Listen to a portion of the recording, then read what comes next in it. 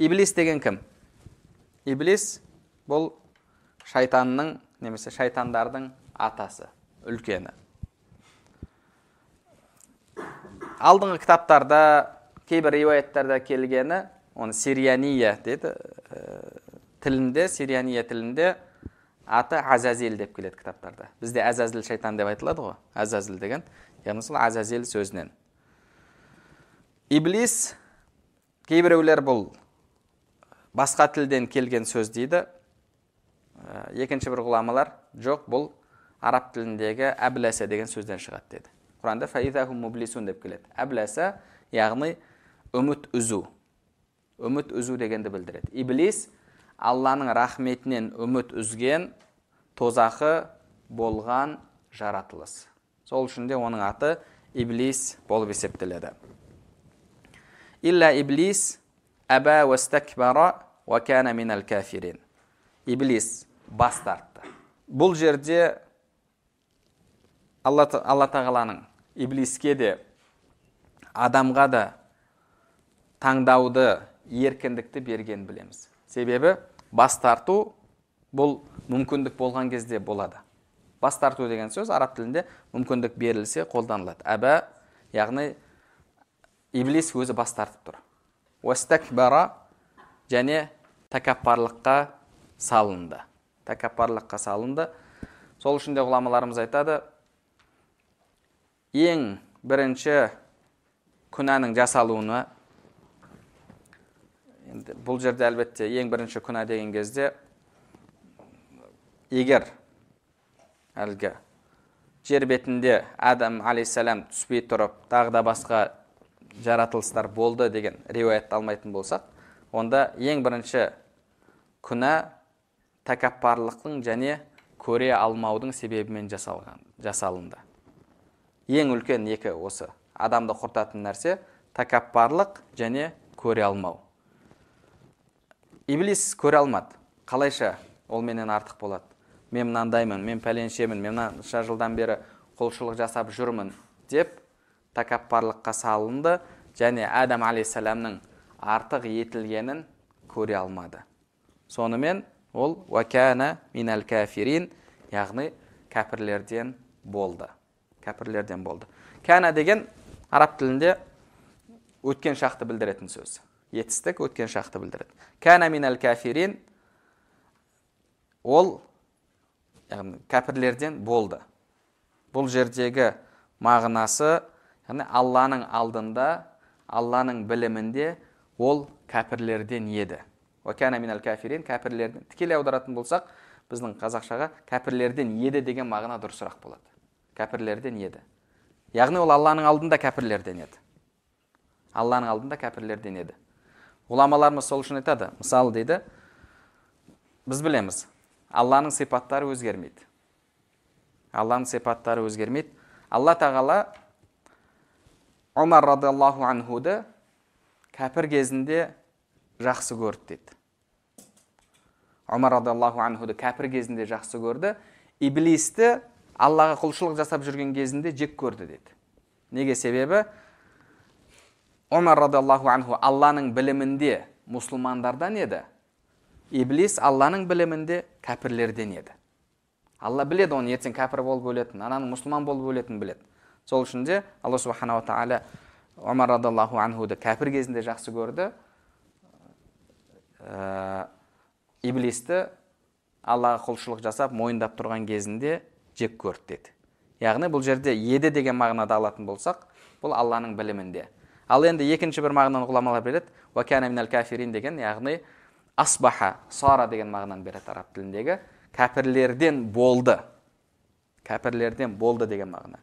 Бұл әлбетте біздің алдымызда, біздің көзімізде, сол уақытта ол кәпірлерден болды.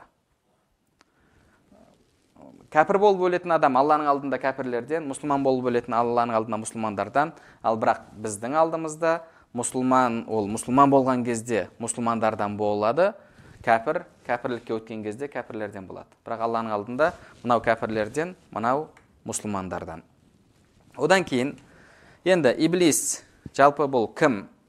Иблис кім? ол жындардан ба, періштелерден бе деген ғұламалардың арасында мәселе қаралады. Кейбір ғұламалар иблис жындардан емес, періштелерден еді деді. Жын деген тайпасы болды періштелердің арасында, солардан еді дейді. Кана минал джин деген кезде, яғни Құранда келеді ғой, илля иблиса, тек қана иблис сәжде етпеді, кана минал джин, жындардан еді деген кезде, жын деген тайпадан еді деген сөзді айтады. Ол періштелердің ішіндегі, бірақ оттан жаратылған тайпа еді дейді. Оттан жаратылған тайпа еді дейді. Немесе джин, кана минал джинни деген, жындардан болды деген, ол жаннаттың сақшысы еді, сол үшін де солардан деген сөз келді дегенді айтады. Ал бірақ негізгісі дұрысы періштелерден болған жоқ, иблис ол жындардан болды. Себебі біріншіден жындар оларға мүмкіндік берілді. Ва ма халақтул джинна вал инса илля ли'абудун. Мен адамдар мен жындарды өзіме құлшылық ету үшін жараттым деді. Құлшылық етуге бұйырылған болса, ода мүмкіндік болады, таңдау мүмкіндігі. Ал періштелер ла ясун Аллаху ма амарахум ва яфалуна ма ю'марун. Алланың бұйрықтарына олар қайшы келмейді. Бұйрықтарына қайшы келмейді. Сол үшін де періштелер сәжде етті. Періштелер Алланың бұйрығына қайшы келген жоқ. Ал иблис кана минал джин. Құранда иблис жындардан болды, сол үшін Алланың бұйрығына қарсы шықты деген кезде Алла субханала тағала оның не үшін қарсы шыққанын бізге баяндап жатыр. Себебі ол жындардан еді, оған таңдау берілген еді. Ол адамдардан емес еді. Одан кейін Құранда афататтахизунаху ва зурриятаху аулия мин дуни. Құранда келеді, Алла тағала айтады, сендер шайтанды және оның ұрпағын менен басқа құдай етіп аласыңдар ма дейді. Ал періштелерде ұрпақ болмайды. Періштелерде ұрпақ болмайды. Періштелер олар еркек әйел болып бөлінбейді. Олар көбеймейді. Жындар көбейеді. Жындар көбейеді. Сол үшін де дұрысырағы ғұламаларымыз айтады, иблис жындардан болған еді, ол періштелерден емес дейді. Одан кейін Құранда да Алла субханала тағала жын мен періштені бөледі. Мысалы,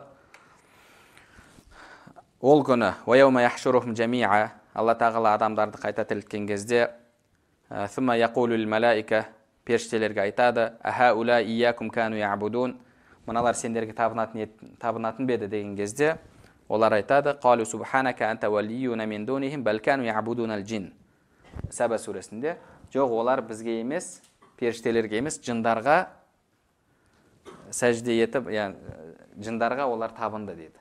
Жындарға табынды дейді. Бұл жерде Алла субханала тағала жындардың бөлек жаратылыс екендігін көрсетіп тұр. Ал иблис кана минал джин, жындардан болған еді.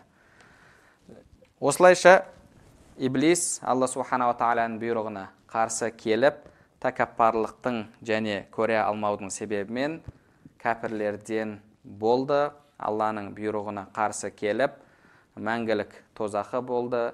Және Алла тағала ла амлаанна жаханнама минка ва мимман табиака минхум ажмаин, сенімен және саған ергендермен тозақты толтырамын деп уәде етті. Яғни біз бұл аяттардан бір жағынан көре алмаудың, тәкаппарлықтың қаншалықты ауыр күнә екенін түсінуіміз керек.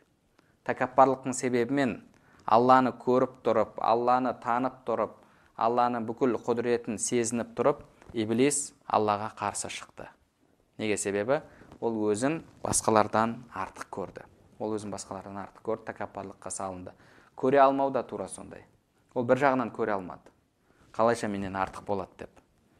Сол үшін де қолдан келгенше осы екі сипатты бізде жүрегімізден шығаруымыз керек. Бұл екі сипат кімде күшті болатын болса, ол иблиске, шайтанға ұқсайды. Сол үшін де пайғамбарымыз саллаллаху алейхи вассалам кімнің жүрегінде зәреди тәкаппарлық болатын болса, ол адам жәннатқа кірмейді деді.